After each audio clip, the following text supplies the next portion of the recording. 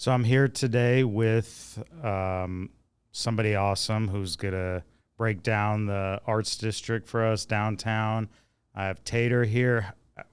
Is that your real name? How did we come up with that? That's my government. Yeah, that's your government name? Yeah, after my I got a famous CID. Uncle Tater. No. I like to say that I was fortunate enough to have been told I looked like Ron White since I was 18. Okay. What a compliment, right? It is. I think so.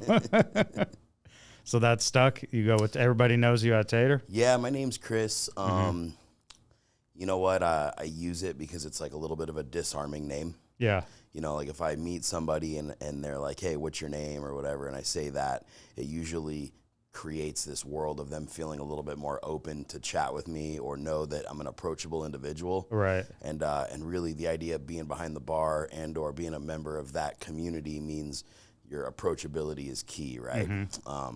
It's definitely a moment where somebody comes up to me and they're like, hey, what's your name? And I'm like, it's Chris. And they're like, nope, the other one, right? Like, that's not your name. But that also means that maybe I meet somebody one time and they're comfortable enough to just approach me at a future date, a year, 2 years, 5 years down the line. I mean, I've been downtown for over 20. Wow. And they can just come up and kind of strike up this conversation, and we're able to talk about a time that we either, you know, served them a drink or we hung out for a few, had a conversation, that kind of thing. I just want to know, so when I go down there, I could say I know Tater or I know Chris. What's going to carry more weight? Probably Tater, and then just duck. I'm going to throw that around, but you've 20 years. That's a long time. Yep. Did you start behind the bar, or tell us where it started 20 years ago? So I started at the Fitzgerald's, which was the casino downtown. that was before the D. Okay. At the time, there was a lot of flair bartending on Fremont. There still is. Is that where you light up, or what's flair? It's where you like throw bottles in the air, juggling, that kind of stuff, right? And you did that? At the time, yeah. I mean, I still have a few tricks up my sleeve, right? But something I'm definitely firmly footed in the cocktail world. You know, did that start with that Tom Cruise movie, or am I dating myself? Yeah, Days of Thunder. I'm thinking of, Cocktail? I'm just messing with you. Okay. I'm like, trying not to date myself, but I remember him throwing some. It didn't start with that, but that was definitely like what put it on the to map? popularity, right? Okay. But it's funny because like I tell the people, like the mixologists or whatever that are coming up, I'm like, yo, 20 years ago, we had nothing. If you wanted to go like above and beyond in your job, that was the outlet. And the other thing I'd say is interesting is the flair bartenders would make all the best drinks at that time. So it's not just for show. Well, it's a little bit of both, and there's a ton of really well-rounded bartenders that can do both things. But, you know, nowadays it's maybe perceived as being more for the show than the quality of the liquid, right? At least it's perceived that way. But anybody that spends that much time or effort to put into learning their job above and beyond, like if you think they don't care, like that's just not feasible, right? So that's kind of how I went down that path. Bounced around to a few spots. I landed at Gold Spike, which is where the story starts getting interesting. Okay. I landed at Gold Spike, which I like to lovingly refer to as the Old Spike. I was there for about 5 years on Graveyard. Served a ton of the service industry from the neighborhood, right? Was Vegas like a different scene back then, you feel like? Or well, downtown was for sure. Tony Hsieh comes in and buys it, and then we start the revitalization of downtown. How long ago was that? About 13, 14 years ago. What was it like before everything changed? Just wasn't moving forward at like that same pace. Okay. You know, kind of taking that step back and saying at that time, the Fitzgerald's, right, it was there for 30 years. It opened in 1980, and it was the newest build casino in downtown. Wow. And from so it just needed some life. It was older than I was, right? Yeah. And, which was kind of wild. So Tony Hsieh and the like DTP movement. What brought him there to do all that? Well, he had this concept of if we had a little bit greater population density, that the interactions and the collisions between people kind of creates these like great ideas. You know, like if I'm sitting on my, my own house somewhere and you're in your own house somewhere, we're can't really collaborating. Yeah, we can't bounce into each other. And so it was kind of built on this idea of like, hey, if we can increase some population density, and he had really nothing to do with, his focus wasn't Fremont Street, I'd say. It was like East Fremont and everything else. And then the shoe company Zappos moved into the old City Hall building. Okay. Which is where it still is. Is that where he started doing stuff, was when they took over that building? It was kind of like a two-pronged thing, right? Zappos moved to City Hall, and then he started putting effort towards building small businesses in the downtown neighborhood. So he knew it would take that in order to make everything Basically, else like he had this vision of trying to bring the cultural epicenter of town to downtown, because if you look at it, the majority of it all is kind of on the Strip, which across Sahara, and that's county land. What major downtown doesn't have like the cultural epicenter downtown? So Vegas was kind of an anomaly for that reason, right? And so he kind of started building a bunch of small businesses, and I got to be a part of some really cool ones, right? And that's kind of what got me into this concept of opening and building and, being a part of these new brands and trying to. So how did you start off with that? Where did that start off? Well, I was at Gold Spike, kind of just got, assimilated in, right? But I had this passion for cocktails I was always into. So Container Park opened up, and my first opportunity to really operate something in its entirety was Oak and Ivy, which is the size of 2 shipping containers inside a container park. So we kind of, at the time, there wasn't a lot of managers that could make cocktails. So you would get to move forward because there just wasn't cocktail bartenders like there is today. So were a lot of the bars just serving beer general stuff, right? Like, I guess when I say that, I'm talking about like the revitalization of the cocktail movement to where I'm going to say, hey, we're going to use fresh lime and, fresh lemon, fresh lime, house-made syrups. Yeah. Focus on like, instead of generic, Prohibition era cocktails. Yeah. There's a conversation that maybe through like the late half of last century was the dark ages of cocktails. That maybe a tequila sunrise, the way you would have ordered it in 1980, was just not nearly as good as maybe the original, which, don't quote me on this, but it's like 1912 or something, which originally started with like fresh lime and like actual pomegranate grenadine. Right. And it kind of turns into like a tequila OJ with some red stuff, in the mid 80s. And the Rolling Stones, I think, had this tequila sunrise tour, if I remember right. And then this idea that there was maybe less of a focus on the quality of the liquid that was in the cup, more so than, just kind of having a good time, which is great, right? So when you were there, we smash them? When you're putting all this effort into creating these cocktails and doing that, how do you express that to the guests or the people who are coming to get them to know, like, this is different? Well, nowadays it's also a lot easier because they come into it, they see the signs, and they want to read your menu. So now, but at the time at Oak and Ivy, it's like, well, what would you do if you needed somebody to know you made drinks? Right. We put on a bow tie, like that was kind of the move, right? 10, 12 years ago. Like, that was the version of the menu. No, I'm serious about what I'm doing. So I'm going to put on a bow tie and suspenders. Yeah. I had a curly mustache dude next to me, and we stood there and made sure people realized official. It. That was official. That's amazing. What was kind of like the drinks that were popping around that time? It was a whiskey bar, but in this, as it kind of got to the point of what it was, like the Aviation was huge. Aviation, Blood and Sand. Those are probably the couple that were like the quintessential craft cocktails from like the 10 to 20 years ago range, as we were reimagining, but rediscovering those drinks. So when you were in Container Park, you were there when it actually opened? Shortly afterward. Okay. So describe it to the people who are maybe moving here from out of state or people who just moved here. Can you break down downtown for us? Like Arts District, what is that, like all those different sections? So, there's definitely a few of them, right? But like Fremont Street, we call that downtown. Okay. For the record, the Strip is not downtown. We don't call the Strip downtown. People say that? Yeah. You catch somebody's like, oh, we're going to go to downtown, like, over by the Flamingo or whatever. And I'm like, well, that's the Strip. Yeah. Downtown's downtown. Yeah. Also, again, like, it's downtown where Fremont is city land. A lot of people don't know that the Strip sits on county land. I did not know that. There's old stories about, like, mobsters having the code of, like, we can't leave bodies in in our city limits. So, but county is okay. But county, if you drop them across Sahara, I've heard stories. If there's that lot on the southwest corner of Sahara and Las Vegas Boulevard. There was a legend, an urban legend or whatever, that the reason why it never got developed is they were going to find all the mob bodies. That's where they were having the concerts and everything? Yeah. And has it been developed? I guess it didn't bother anything, right?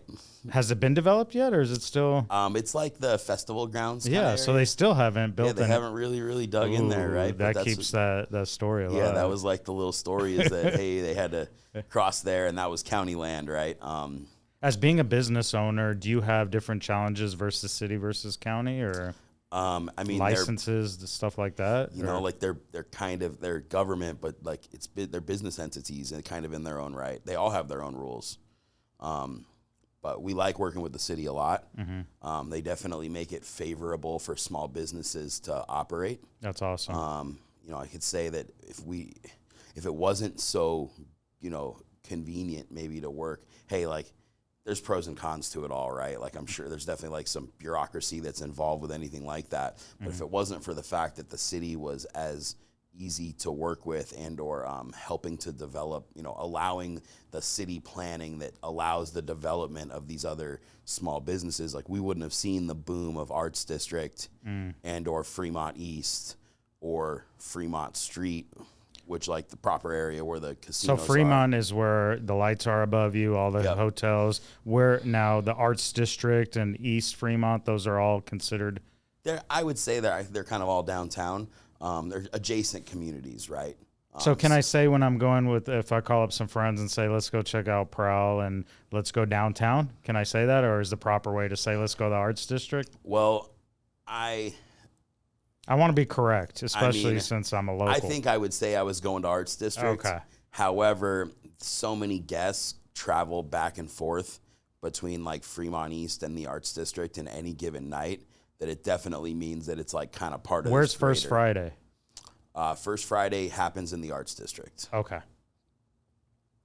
But people do that's like for all the time I've ever been downtown, folks are traveling between like Fremont and Fremont East and the Arts District on any given night, just based on where their spot. Walking, driving, can you?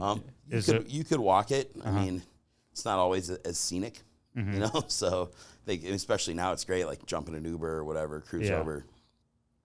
But I mean, in between, there's not as much fun stuff to do. So it's like if there was a little bit better of a connection, which I think is kind of what we're hoping for, right? You connect Main Street from the top of Fremont, and then if that can connect over towards Charleston and then Arts District on the other side, it would definitely be a zone where I think people would just walk. How do we put you in charge of that? You'll figure that out real quick. Yeah, I mean, like, put a couple of Manhattans in their hands and just get to the bottom of it, right? That makes sense. So how much did you learn when you worked at Container Park? I mean, that was the time for like artistically, I guess, and I don't always like to reference making drinks as like artistic like that. Like it's cool, it's fun, it's expressive. Yeah. But artistically, that was the first time that I could push the line and kind of go barreling past it, right? Like we went to this whiskey bar and we're like, oh, bitters, we're going to put bitters in an old fashioned or something like that, right? Yeah. It's like a little condiment that you would like splash on top, right? And traditionally it's either kind of tastes like allspice or maybe orange bitters would be like the next most common one. And we looked up and it's like, oh, how many bitters are available? I'm like, oh, we could get over 100 in this in Vegas. Well, let's get them all. And then, so that's kind of where I say that moment of like taking this line and smashing. You had the green light to be creative on the drinks? I mean, really, again, like kind of bringing up the idea that I kind of got into a management role because people there weren't just managers floating around that had cocktail acumen. If you cared enough to make the drinks, you would have a shot at being able to jump into like a lead bartender or a bar manager position. How important was that, you think, to where you are today to start behind the bar? Is it mandatory if somebody wants to open a bar, you think, for them to start behind the bar? You know, don't quote me on this, but I sometimes wonder, because I have like a couple of great lead bartenders at PROWL and Stray Pirate, you know, my 2 bars side by side, right? But I've said before that at this point, my necessity of understanding drinks isn't as important as it once was. It would almost benefit the business more if I happened to have like a marketing degree. You know, I've got lead bartenders, and, you know, I had 2 barbacks last night that competed in a cocktail competition. Wow. So like the amount of how much growth that is, you know, 2 barbacks that, you know, worked on their own drinks, made house-made syrups, branding, names, multiple rounds, secret ingredients that pop up like Iron Chef style, and literally showed up and made cocktails for a competition. So to say that I need to be able to be like, okay, I'm showing up to work and I'm going to make drinks, like, that's just not what it is, right? I mean, you have an understanding of what that is, but in all reality, operating the business is what I do now. It's like I build a team that cares and counts. Yeah, like that's the whole purpose. Like, team either cares or they don't. Yeah. So really just trying to be as supportive as I can for them to allow them to kind of get the job done, serve the guests, bring a heartfelt experience to them. So I guess to kind of wrap that up, I wonder, like, is sometime in the near future, like, will a bar manager maybe have a marketing background and their bartenders maybe worry about making the drinks? I kind of got lucky and sort of got pulled along, because it's like, hey, you know how to make drinks? Well, now you're in charge of the safe, right? Like, kind of thing, you know? Yeah. Which didn't necessarily correlate like that. Like, you do it because it's part of the gig. So when we look at a bar and we think, wow, like, your bars, first of all, are incredible, but is it the vibe of the bar, or is it the cocktails, the drinks? Like, I mean, I think it's nice to have good drinks, and I think bartenders appreciate it. But I mean, guest service is number one for starters. Like, replicatable guest service. You know, people are down to, you know, essentially I'd far rather have a, you know, basic beer cracked by a friendly bartender than this elaborate drink by somebody who's not. So this, I mean, for me, I looked at it always like all businesses need that good service. Yeah. You know, and they have to be passionate about what they do, and that's what brings people back. But I never really translated that into the bar world too, but I guess that's important. I mean, it's a people business. If you can be cool and make friends as well as sharing a great drink with them, then that's just a bonus, right? So you guys have all of that environment, the service, the drinks. How much of that was brought from your experience from bartending? I mean, you went from the Container Park. Where'd you go after that? Corduroy, which is East Fremont, like high energy, a little bit of like a rock and roll vibe, where we just still had great drinks. It was just kind of in the clothing of a spot that's a little bit more like punk rock, basically. But we still made fresh ingredients and had great cocktails. Is the environment of what's going on around you affect how you're bartending? You mean like in the arts district? Yeah, like the vibe of it. If it's vibe. like a loud bar, if it's a chill bar. Absolutely. I mean, definitely there's a lot to be said about trying to like meet your bartenders halfway. Like if you're going to look to bring some sort of an energy to them, you know, it's like. Can you judge somebody because you've done this for so long within like 30 seconds? Know how this person's going to be? As far as like service wise? Yeah. I mean, there's clues. Yeah. But again, like I would just rather have you be friendly and attentive than anything. Yeah. You know, so before I'm going to like judge the way you shake a drink or something like that, like the greeting counts more than that. You know, and what about the flip side? Like on guests, can you tell if somebody comes in within 30 seconds how they're going to be? Because I don't know. I feel like you're almost like a shrink behind the bar. Like, I don't know, maybe if it's fast paced there, but I'm sure people kind of. Yeah, I mean, it's an interesting one, right? Because you do get in the habit of being able to look at an entire room of people, and like you're kind of making a call. Believe it or not, like if you don't think your bartenders are recognizing that there's likely somebody awkward, or when I say awkward, that's just a nice way of saying like a creep or like whatever. Like they're noticing. We're talking about it on the sidelines. Like, hey, I think this individual, maybe we shouldn't serve him anymore. They're just having a good time, whatever that is, and like we can identify it within a reasonable amount of time, right?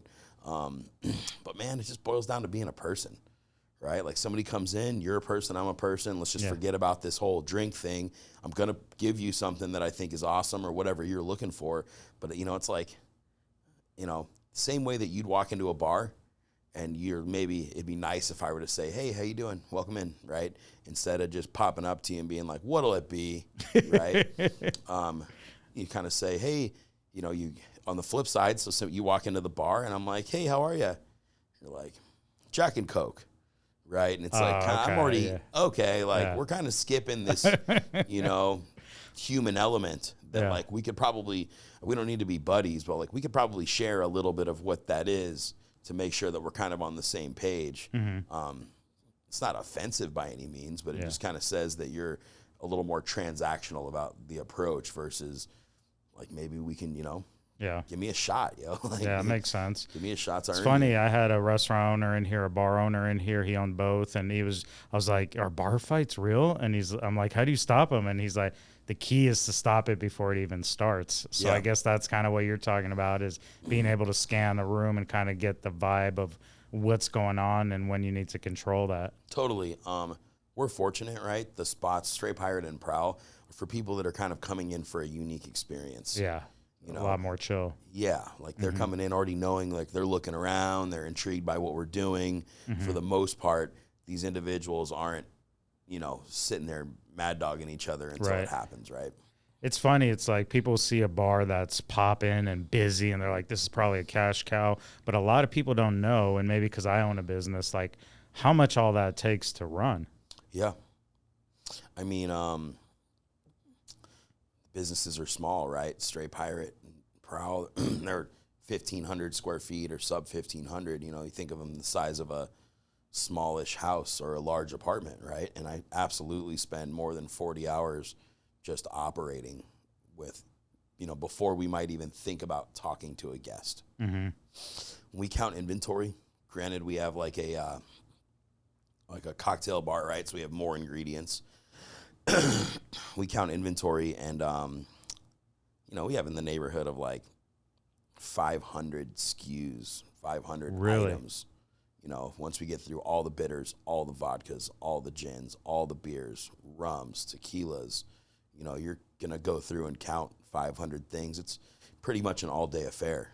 That's that's what I want people to realize. It's just like, I want to open a bar. This is a cash cow. This is all that. But people don't understand payroll and inventory and all the stuff that goes into it. And we can talk about Prowl now, but opened about a year ago. But when I walked in there, I'm like, you didn't spare any detail in this place. Any corner you look at that bar is just incredible, down to the bathrooms. Yeah. I mean, our goal is, like Instagram and social media is kind of pushing a lot right now. When you go into Stray Pirate or Prowl, our goal is if you were to take a picture of yourself or anything in the room, I'm hoping that somebody else could identify where that is if you've been. Yeah. So it's like, I feel like, you hung out with me at Prowl, right? If I were to just pull up a series of random images that had no branding on it and say, hey, which of these pictures were taken at Prowl, like you're going to know. And that's kind of, if you don't get it to that scene, that means just like no white walls, right? Like Bamboo Ben is a tiki bar designing artist that we worked with when we did Stray Pirate, and he has stickers that says like Bamboo Ben, no white walls. What for people that don't know, what is a tiki bar? It's a loosely used word for like a tropical escape hideaway. Like if you wanted to be a stickler for it, I'd say Stray Pirate doesn't have tikis. Okay. So it's not a tiki bar. It feels like you're underneath a pirate ship but it does have a lot of those like tropical sorts of elements, and we're making Mai Tais. So essentially for that guest that's into that style of a drink, they're coming in, they're ordering a Mai Tai, a 3 dots and a dash. You know, it's not as popular within that subset, but like pina coladas and stuff, basically. Right? How'd you come up with the concept of that bar? And was that your first bar you ever opened? Well, opened up Oak and Ivy and Corduroy. But that was your own personal bars? My own ones that it's first bar I ever had any investment, any partnership in. I have a really rad partnership staff. Primary investor Kyle. It was great to get to work with him because we're gonna sit here and do this thing and like let's just be brave enough to build a dog pirate bar. You know, if we're gonna say, hey, like quite a concept. Hey man, like let's scrape it up and put together a bar, and you're like, hey, great, what's the concept? And I'm like, check it out, dog pirates. And you're like, I'm like, okay, be serious now. Yeah, like, hey, let's, you know, like I kind of want to hold on to this. This needs to be a more valuable investment to me, right? But having the bravery, which I just have to tip my hat to him for, absolutely, right? To have the bravery of being like, no, like we're gonna be a little silly with this, and people are gonna enjoy it for that fact. So it's like I like to say, you know, the cocktails and the ingredients are serious, but overall, like you don't have, you know, come in with your Aloha shirt, a couple buttons down, right? Yeah. So for a partnership to work, do you feel like everybody's got to be all in, or like? Well, I think one of our benefits, which I think is maybe a thing that a lot of people don't talk about. I talked about how my lead bartenders can make the drinks. If I had like a stronger marketing background, that would probably suffice and serve the whole team better. But for us, our partnership is great. Another partner I have, Justin, you know, like Kyle is just like a branding master kind of, right? Like he's just so good at that. I'm good at building the team, operating the business, helping to oversee the creation of the drinks. Justin just like does Excel spreadsheets for fun. You know, it's which is an important part too of the business. It's remarkable. Like literally just watching him do it, I'm like, man, this is remarkable how good you are at this. So I would say, you know, you said, hey, is it great for partners to all be on the same page? Like, yeah, we got to land on the same thing, but it's great for them to have diverse skill sets. Got it. Like that's all right, you know, and then for us to kind of maybe get out of each other's way a little bit. That's great advice. It's like, hey, like this is what you're good at. Why don't you focus on that? I'll focus on what I know the best. And, you know, and we'll always go back and have the mutual respect of sharing what we're working on with each other. Yeah, that's cool. But I think that's the biggest thing that gets that done. Yeah, I mean, God bless me to have an amazing team where I can do stuff like this, more of a passion project, and promote local businesses and all that. So a team is everything, and I feel like you're only as good as your weakest link, and it's important that everybody's on the same page. But what knowledge you dropped right now is get out of each other's way and let them run with it. But what else have you learned? So people listening who want to open their own business, what are some things that you're like, man, I wish I wouldn't have done that, but it taught me this? Or what advice can you give to somebody who wants to open up their own business? I mean, I hate to say it, it's like a life thing. You know, I have a nephew who's, you know, 14, 15, just turned 15, right? So he's going to have to start making some decisions here, and he's just kind of still taking it day by day, year by year, right? And I just kind of, if I had to go back, be like, look, just accept the fact that anything you want to do that's worth it is like maybe 10 times as hard as what you expected, you know? But that's cool. Just persevere through it. Like you'll get there. Just accept the fact that like it's going to take a lot of work. And I think, you know, small businesses are incredibly challenging, right? People lose spouses over it. You know, it's hard. You have to put a lot of what you are into it. But do it if you feel that passionately about it. Don't do it because you feel like it's the quick route to a buck. You know, there's plenty of ways to make a few bucks. Yeah. I wouldn't just open a business because that's what not the quick way to it. No. But hey, no risk, no reward. Yeah.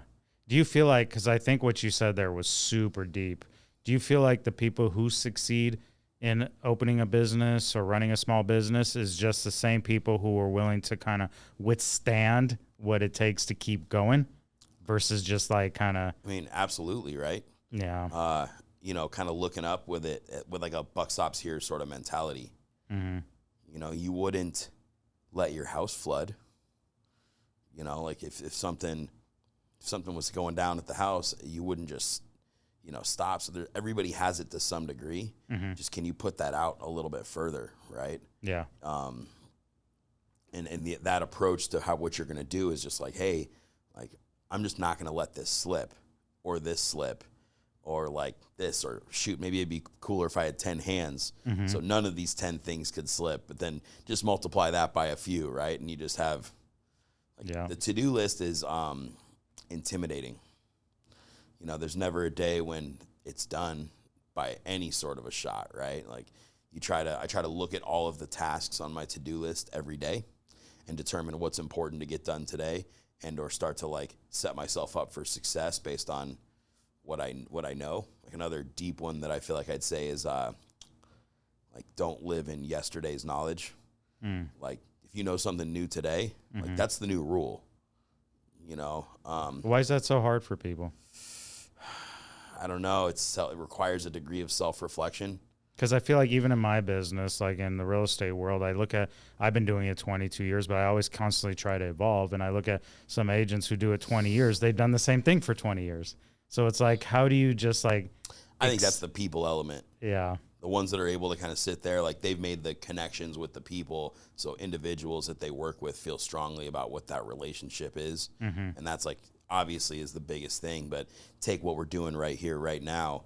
5 years ago, some snappy looking pictures for your Instagram might have gotten that done. Yeah. But if you don't have a real, speaking, you can't bring your personality to the table through outlets like this.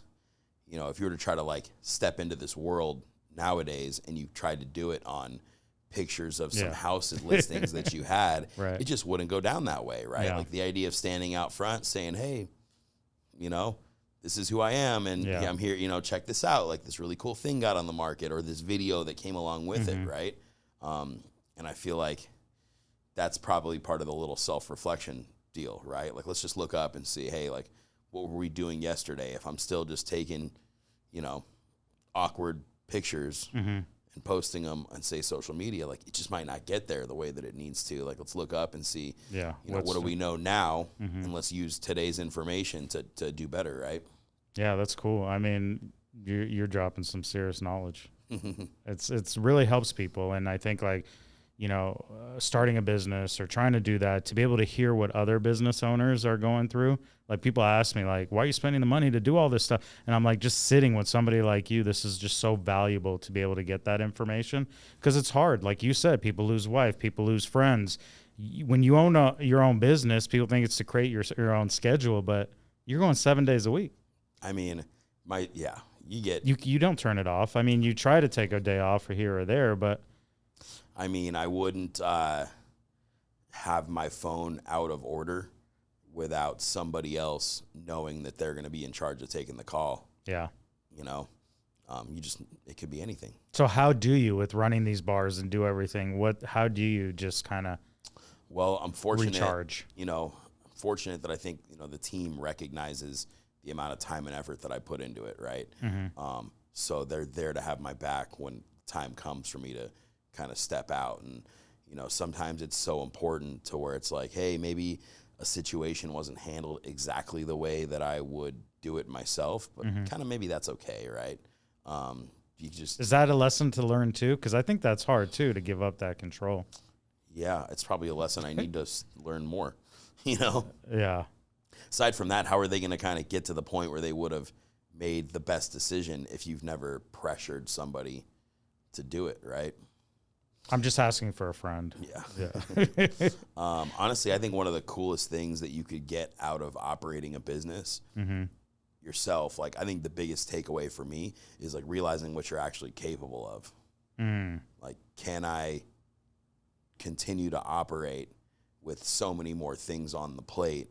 And then if you can do that, you're like, wow, like you kind of start getting to a point where you're like, there's not a lot of unsurmountable tasks at that point, right? I mean, when did that click for you?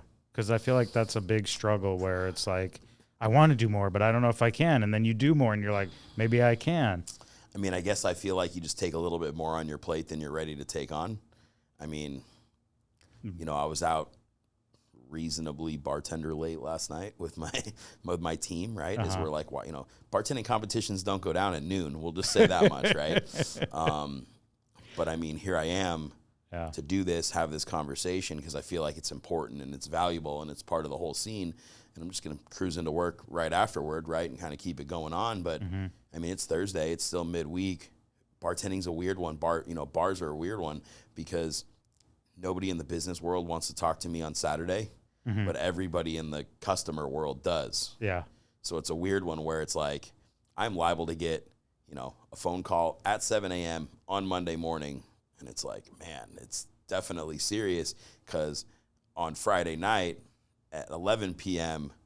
we're super busy, right? So it is a weird one how that when we do business and who we do business with happens at like kind of opposite hours of the spectrum, right?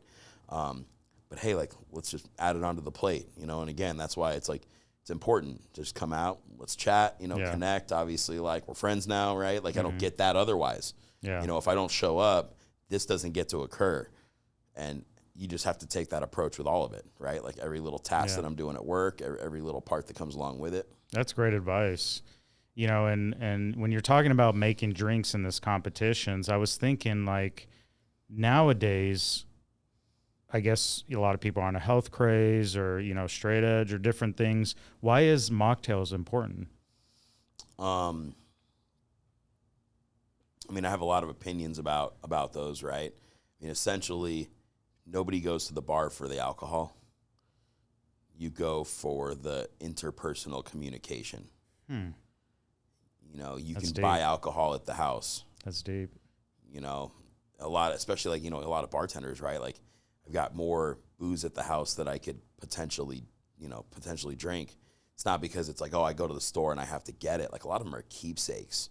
You know, like I've got cool things like a single barrel sample from the time that I climbed to the top of the barrel house with the master distiller of Jack, and we stuck a drill into a barrel and took some, and I got to take this sample home. So I have a, you know, that's barrel cool. Strength, handwritten label that says, hey, we took this from Rick House 2, barrel 153. May or may not have the proof on it. There's wood shavings in the bottom of the barrel. But even having that in the liquor collection, it's still, you go to a place because you're just looking for that, you know, for a bars are a lot of people's like third space, right? You spend your time at home and work, and then what's like the next communal area that you can spend? Yeah. They're looking to fill the social cup. And if they get the invite and they're not drinking or what, it still gives them the ability to go and have fun. Yeah. I mean, I kind of side-skirted even the mocktail part of the conversation, but like, that's just the truth. It doesn't really matter what you're there, like what the deal is. Like, you're there to go see some people. That's what you're there for. You know, get whatever. It doesn't technically matter what you're drinking or eating. You're there because there's some other folks around, right? Yeah. Hopefully your friends and loved ones. Yeah. Or you're just looking to meet somebody new. Yeah, just going out, having a good time. But it was just interesting to me because I just see kind of like before, I guess it used to be, well, they'll make a mocktail, just throw something together. But now they're pretty fancy. Yeah. And it makes people feel like they're engaged and involved. And totally. Yeah. So that's pretty cool. Our approach is we try to meet somebody on every level. Yeah. So say, for instance, you were a beer drinker and you don't drink anymore, and you come into my bar and I have non-alcoholic options. Like, I'm not going to be like, oh, what did you drink? And you're like, I used to love to drink Coors Light. And I'm like, great. Did you know I have a non-alcoholic Mai Tai? Like, I'm not trying to do that to you, basically. So I try to meet somebody on every single level, right? So we'd have like non-alcoholic beers. Maybe you were the type that was a vodka soda drinker. Again, like, if you weren't going to order a Mai Tai with alcohol, why would you order one without alcohol? We start getting into the spots of like flavored sparkling waters, teas. We make our own ginger beer. We put it on draft. That was incredible. You gave me some of that. That was good. It's special. That was good. And then all the way up to non-alcoholic cocktails. So I kind of would put it in like 3 different camps, you know, and trying to meet you on the level of where you are, more so than saying like, oh, you don't drink, that means you should drink this coconut surprise, right? Like, it just isn't everybody's cup of tea. Yeah. No pun intended. regardless, right? So if I came to you and said, I used to drink old fashions, I love them. Yeah, But now you'd be like, have some ginger beer. This is good. Yeah, old fashions are a hard one to replicate with no booze. Yeah. But I think what you would do is you just read between the lines. Like whiskey comes out of a barrel. There's vanilla flavors there, a little bit of spice from the bitters, a little bit of sweetness. And you kind of start utilizing those as my guardrails to give you something that you'd enjoy. Nice. I love it. PROWL is open 7 days a week? 7 days a week. With that space, and I'm sure First Fridays get crazy, do you have to like limit how many people can come in, or? First Friday's surprisingly not that crazy for us. Really? We're a little bit off of the beaten path, which we love. But B, like, we're kind of curating this unique experience. And so we're just not necessarily, like, we're the place to kind of come for a jolly good time kind of thing, right? You don't go there. You don't generally come to these bars because you're just interested in having, like, a messier time than that, right? Is there loud music playing in the bar, or? I mean, what's the vibe? Give me the vibe. It's loud enough. I feel like from like an operator standpoint, I make the music just loud enough to kind of like muffle the conversation of the person that's the next group over. So we kind of use it as a tool to give you able to like disconnect you from maybe you and your group and put you in like this nice little scene. But yeah, like it's bustling, right? We like to take it not quite so seriously, right? So it's like we don't do reservations. It's first come, first serve. If you want to smash two tables together, like, let's do it. Yeah. You know, we're not really going to be in a spot where it's like, oh, this is your two-seater for two. And like, do most people come to both bars, or if somebody's coming? A lot of people come to both bars. Okay. On a busy night, because of maybe one spot's busier than the other at any given moment, they might come in and say, oh, this is my vibe. I'm looking for a busier, more energetic space. Or I'd rather escape. Maybe this other one's a little slower right now. And chill, right? So they kind of pick it based on that. PROWL's menu was special. I mean, you even came up with a phone number for one of the drinks. Yeah. It's like a porn star martini inspired cocktail, which is passion fruit vanilla champagne. It's actually porn star martini week is coming up, interestingly enough. We're featuring Chinola as which is like a really rad passion fruit liqueur, and we're gonna be making porn star martinis for a week, which they're great, they're tasty. I don't know if you ever had one, but it's definitely like a top tier vodka drink in my opinion. Which doesn't matter which vodka you use. Does that make a difference in the drink? Or? I mean, it always makes a difference what spirit you use. Yeah. Right? Like, you're not making a great drink from poor quality stuff. It's like all the components have to come together. So that being said, we made a porn star mojito, and we called it For a Good Time. Call 1-888-87-PROWL. And they can dial that number right now. You can dial that number right now. And a sultry voice answers the phone and kind of talks dirty to you a little bit, and we just thought it was funny. It's kind of like, it's like we have a sticker that we have. It's like, it almost looks like it's destined for like the bathroom wall of a dive bar, right? For a good time call. Right. That's cool. Just kind of in this little, You were going to hook me up with a little pin for my suit that had the phone number on it. You got your merch there. You got T-shirts there. Such a cool vibe. Yeah, you could be showing a house and people are like, "Hey, is that your hotline?" Yeah. Don't call it though until we close, because after that you might not buy from me anymore. But or maybe they're down. Yeah, maybe they're down. maybe now they'll tell all their friends. But I was there during the day, and it was absolutely amazing. I got to come back at night and see. You had that lava rock, right? Yeah. We have a whole wall of lava rock. You would think it's easier to get, but not so much here in Vegas, I guess, right? Not all the volcanoes you need. You covered the whole wall. The whole wall. We bought 10 tons of it. That's insane. That's awesome. You got a cool face in the middle that gave me a flashback. I'm not going to date myself, but the Nickelodeon days. Yeah, little Legends of the Hidden Temple. Yeah, that was dope. On the screen, you had graphics that... Tell us a little bit about that real quick. That was... People who are into video games appreciate it's all made in Unreal Engine. Yeah. Which is like a popular video game production engine that you can just build these worlds in, right? So at PROWL, there's, our hero is a a female panther, and her name is Mischief. Yeah, she had her eye on me. She sure did, right? Yeah. She just kind of sizes everybody up all the time. That thing was sweet. But you had my favorite animal too. You had a monkey hanging from the ceiling. Yeah. I mean, you didn't. This bar is incredible. What's Instagram page where people can go on and see some stuff? PROWL Vegas. PROWL Vegas? Yep, PROWL Vegas. All right, go on Instagram, check out PROWL Vegas. Open 7 days a week. Yep. What times? Stray Pirate's open 7 days a week too. Stray Pirate opens at 2. What's Instagram for Stray Pirate? At Stray Pirate LV. Okay. I mean, that being said, we're lucky, we're fortunate. You probably get barely through typing it, and it's probably gonna populate for you, right? We're real fortunate with how well the community's received both of the projects. But yeah, PROWL's open 7 days a week too. It opens 5 in the weekdays, 2 on the weekends. Stray Pirate opens at 2 and 1. Okay. And when do we close?